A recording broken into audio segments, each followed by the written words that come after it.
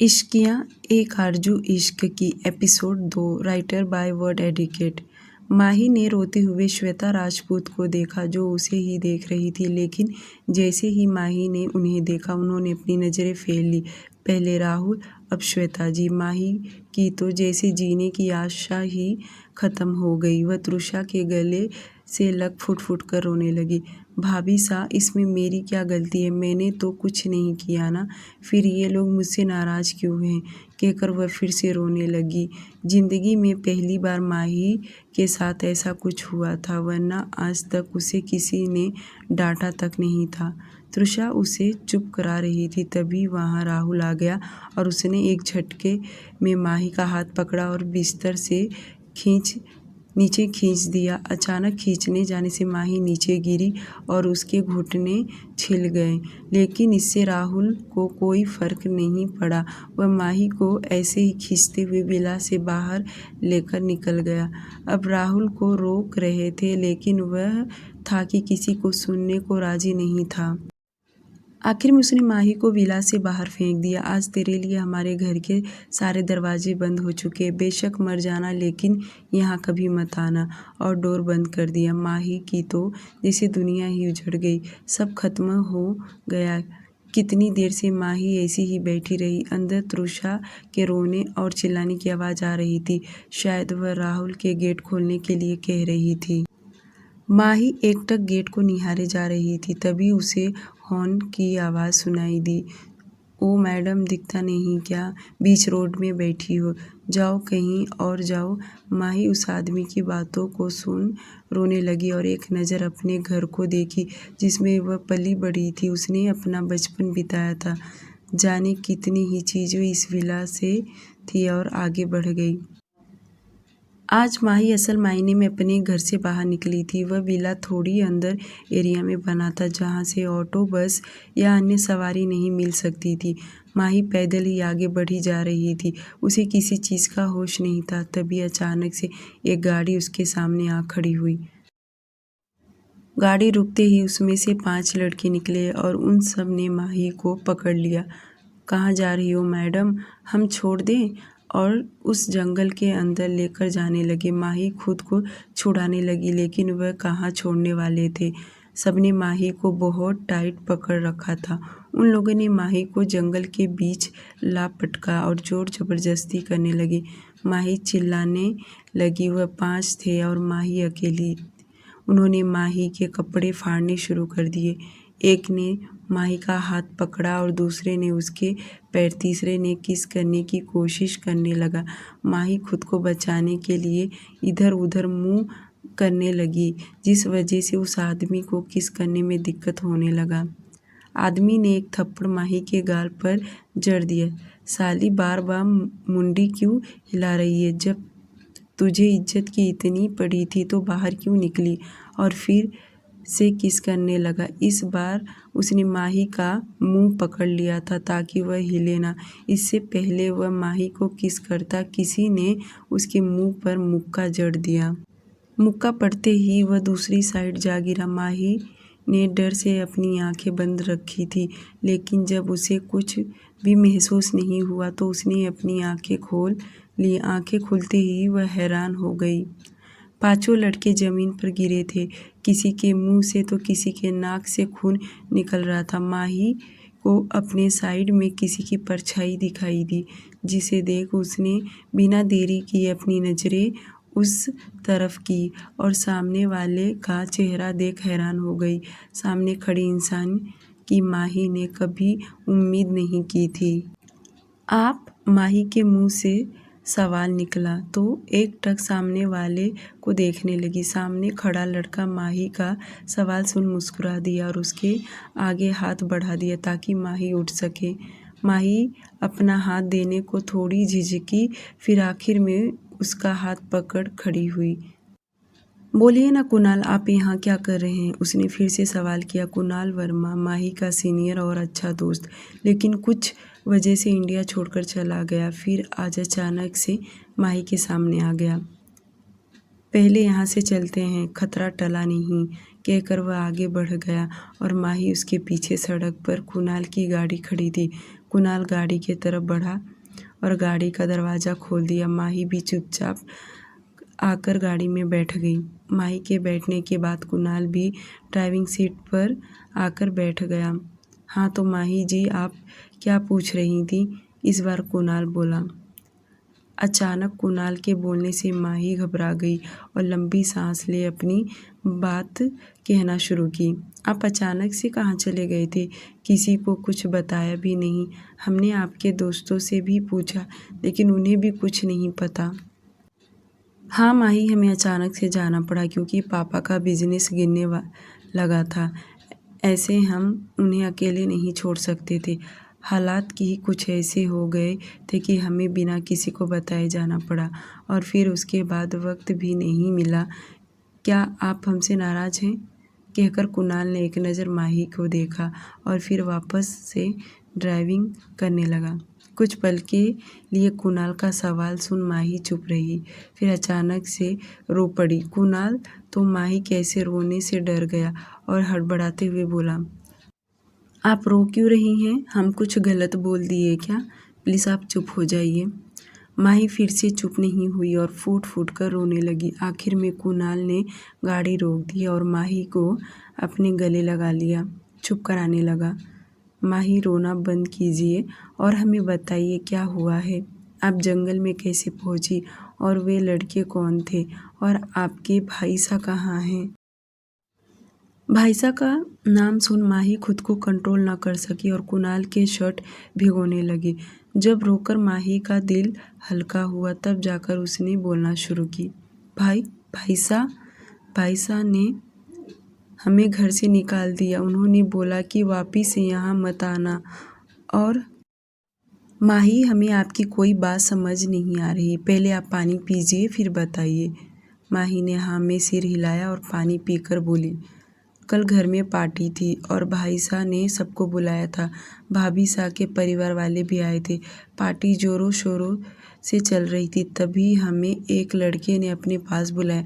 हम उस लड़के को जानते नहीं थे लेकिन फिर भी हम चले गए, ये सोच कि क्या पता उन्हें हमसे कोई काम हो। जब हम उनके पास पहुँचे तो किसी ने हमारा हाथ पकड़ लिया और मुंह पर कपड़ा रख दिया। वह सब हमें खींचते हुए बाहर लेकर आ गए और हमारे साथ ज़बरदस्ती करने लगे। हमने उन्हें रोकने की कोशिश की लेकिन हम हार गए। ठीक उसी तरह भाईसा और बाकी परिवार वाले भी आ गए थे, साथ में गेस्ट भी थे और उन्होंने हमें गलत समझा। हमने उन्हें बहुत समझाया कि हमारी गलती नहीं है लेकिन किसी ने हमारी एक ना सुनी। कुणाल माही की कहानी सुन हैरान हो गया। मतलब राहुल भाई साहब पागल हैं जो उन्होंने अपनी बहन का भरोसा नहीं किया बल्कि उन लड़कों पर किया जो पार्टी में आए थे। माही, चलो हम आपके भाई साहब को मिलकर समझाएंगे, क्या पता उन्हें समझ में आ जाए। और गुस्से में तो इंसान कुछ भी कर देता है लेकिन जब उनका गुस्सा शांत होगा तो वह आपको ही ढूंढेंगे। कुणाल ने माही को खूब समझाया लेकिन माही नहीं मानी। वह अपने घर नहीं जाना चाहती थी। सार्थक का जेट विला में लैंड हुआ, जिसके बाद सार्थक बिना कुछ बोले जेट से निकल अपने कमरे में चला गया। सुनीता जी और शिव जी उसकी हरकत देख हैरान हो गए क्योंकि सार्थक ने पहली कभी ऐसा कुछ नहीं किया था। हमेशा तो लास्ट में निकलता था और बोलकर ही अपने कमरे में जाता था। सार्थक अपने कमरे में जाते ही सीधा बैग पटक दिया और शावर लेने चला गया। सुनीता जी और शिव जी भी विला के अंदर आ गए और हॉल में बैठ गए। देवनाथ काका, 2 कप चाय दीजिए। देवनाथ काका घर के सबसे पुराने नौकर थे। शायद वह ठाकुर विला में तब से काम कर रहे थे जब सार्थक पैदा हुआ था। घर में देवनाथ काका को उतनी ही इज्जत मिलती थी जितनी कि घर के सदस्य को। माही को अपने साथ ले जाने के अलावा कुणाल पर दूसरा कोई उपाय नहीं था, इसलिए उसने माही को अंदर बिठाया और खुद कार ड्राइव करने लगा। आज से माही की दूसरी दुनिया शुरू होने वाली थी। उधर राजपूत विला में भी माहौल कुछ ठीक सा नहीं था। जहाँ हर रोज चहल पहल होती थी, आज वहाँ शांति छाई हुई थी, जैसे कोई मर गया हो। पीहू भी पार्टी के बाद से ही रो रही थी। उसने माही को हर जगह ढूंढ लिया था, लेकिन माही कहीं नहीं मिली थी। जहाँ राहुल और श्वेता जी को अपने फैसले पर घमंड हो रहा था, वहीं तृषा, पीहू, घर के नौकर चाकर जिन्हें माही से प्यार और उसकी चिंता थी, वे कभी भी ऐसा नहीं चाहते थे। लेकिन इस घर में श्वेता जी और राहुल के सिवाय चलती किसकी थी जो कि कुछ कह सकते। उधर गाड़ी में शांति बनी हुई थी। तभी माही ने कहा, कुणाल, आप रहते कहाँ हैं? मुंबई, कुणाल ने एकटक में जवाब दिया, जिसे सुन माही समझ गई कि कुणाल अभी बातें करने के मूड में नहीं है। वैसे बात करने का मूड तो उसका भी नहीं था, लेकिन वह बस माहौल को नॉर्मल करना चाहती थी। अभी उन्हें मुंबई पहुंचने में बहुत वक्त लगने वाला था और माही को भूख भी लगने लगी थी। उसने धीरे से अपने पेट पर हाथ रख लिया ताकि आवाज़ ना आए। वह कुणाल को अपनी वजह से परेशान नहीं करना चाहती थी, लेकिन पेट कहाँ किसी का सुनता है। उसने आवाज़ करनी शुरू कर दी, जिसे कुणाल ने भी सुनी लिया और माही की तरफ देखने लगा। भूख लगी है क्या? कुणाल का जवाब सुन माही ने हाँ में सिर हिला दिया। ठीक है, कोई होटल या रेस्टोरेंट आता है तो गाड़ी रोकता हूँ। जब तक बिस्किट खा सकती हो तो तुम्हारे साइड में रखे हैं, कहकर कुणाल ने फिर से ड्राइविंग में अपना ध्यान लगा लिया।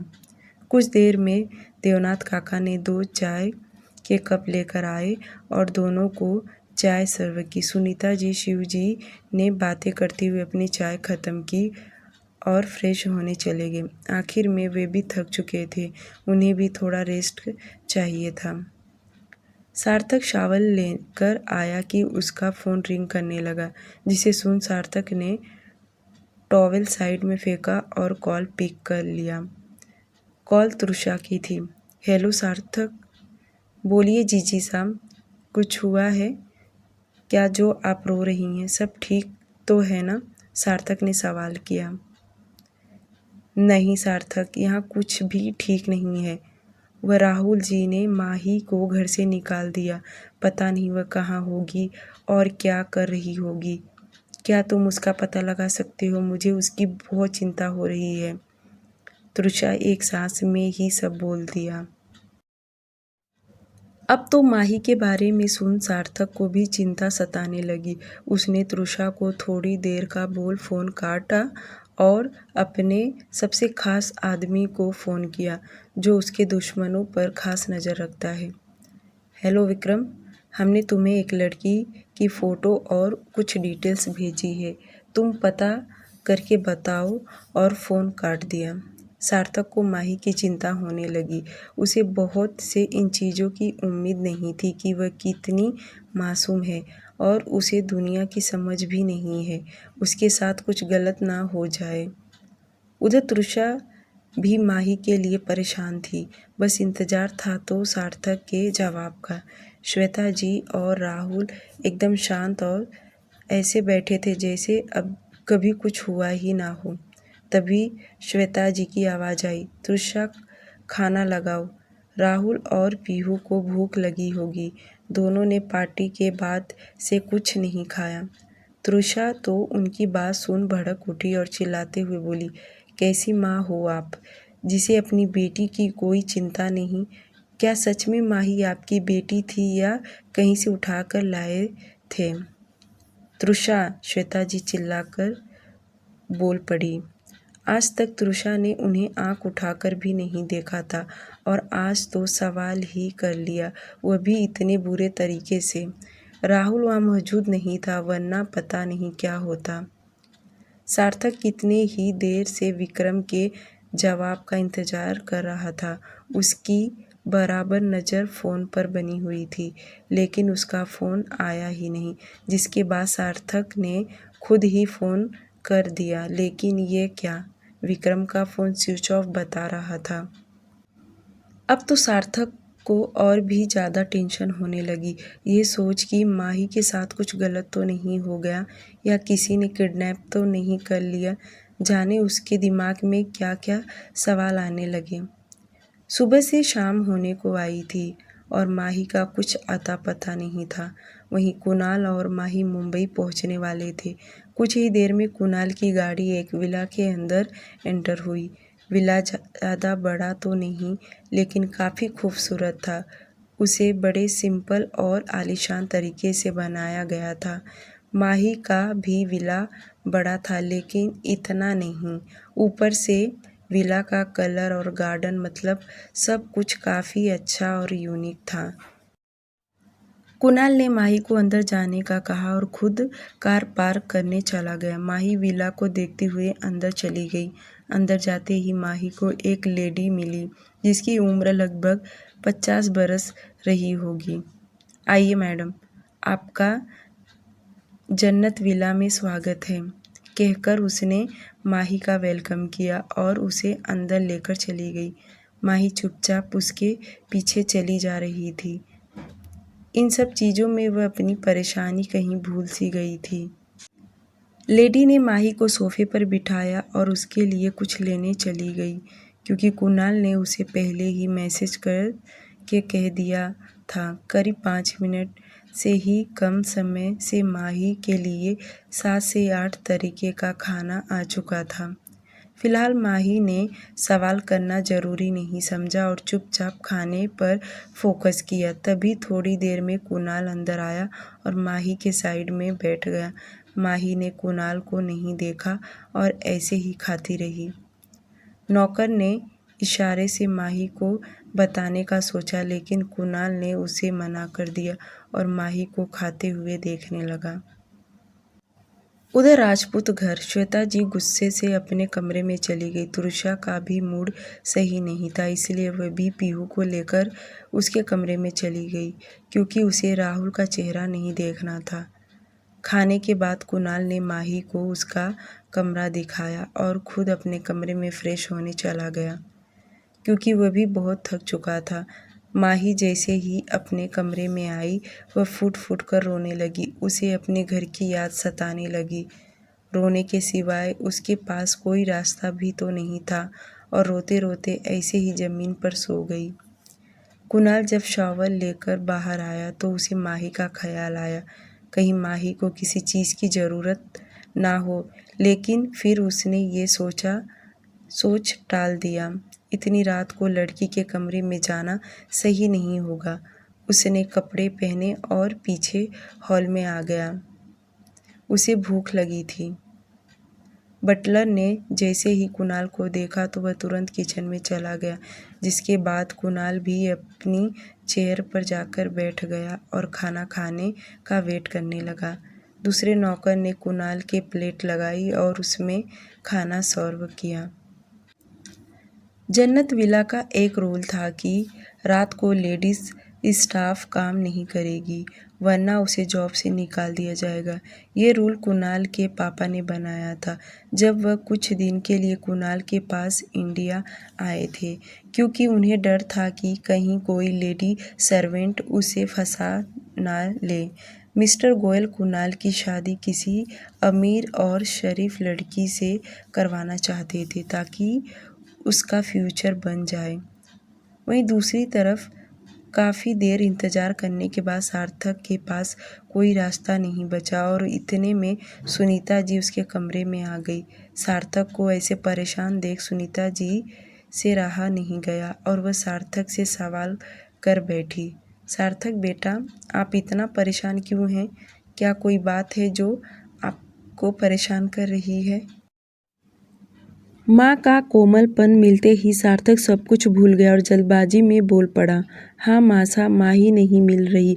बहुत देर हो गई, लेकिन उसका कोई पता नहीं। हमें उनके लिए टेंशन हो रही है। और फिर अचानक उसे समझ में आया कि वह ज़्यादा बोल गया, जो शायद उसे नहीं बोलना था।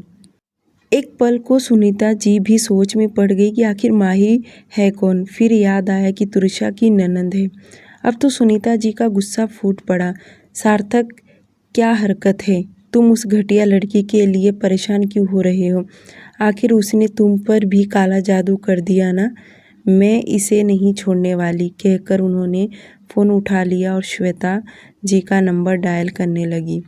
पहली रिंग में तो नहीं, लेकिन दूसरी रिंग में श्वेता जी ने उनका फ़ोन पिक कर लिया।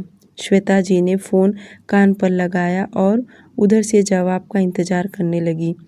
हेलो श्वेता जी, मैं सुनीता बोल रही हूँ। सुनीता नाम सुन श्वेता जी याद करने लगी, आखिर सुनीता है कौन? फिर उन्हें याद आ गया। हाँ बोलिए सुनीता जी, अचानक फ़ोन करने की वजह? हाँ, आपकी बेटी अब मेरे बेटे के पीछे पड़ी है, जल्दी से उसके हाथ पीले कर दीजिए, वरना वह ऐसे ही लड़कों को फंसाती रहेगी। क्या आपको अंदाज़ा भी है आप क्या बोल रही हैं? माही तो यहाँ है ही नहीं, फिर वह सार्थक को परेशान कैसे करेगी? दूसरे की बेटी पर उंगली उठाने से पहले खुद की बेटी भी देख लीजिए। अब फ़ोन मत कीजिएगा, कहकर उन्होंने फ़ोन काट दिया। आज की रात सबके लिए परेशानी भरी रही और आखिर में एक नई सुबह के साथ उनका वेलकम हुआ। माही, माही, माही कहाँ हो आप? जल्दी नीचे आइए, कुणाल माही को आवाज़ लगाते हुए बोला।